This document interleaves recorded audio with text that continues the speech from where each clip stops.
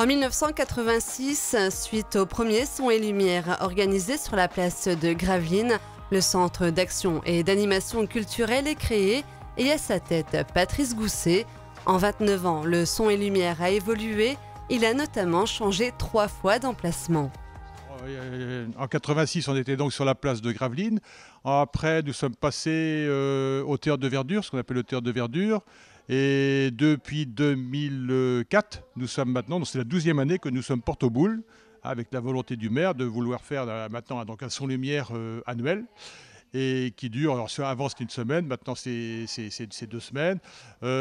Donc nous occupons les lieux et nous jouons non plus dans le bucolique et romantique du Théâtre de Verdure, mais on joue dans les fortifications de Vauban-Charles-Quint.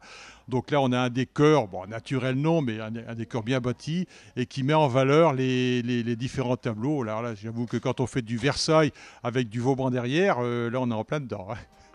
Le Son et Lumière Pêcheurs de temps a pris une ampleur considérable au fil des années. Les participants sont aujourd'hui 3 fois plus nombreux.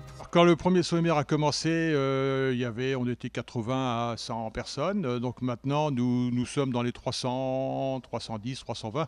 Alors après, il faut rajouter toute la technique municipale qui est là. Donc il y a le service des fêtes, service culture, etc. Plus les services qu'on ne voit pas sur le terrain, mais qui travaillent avec nous.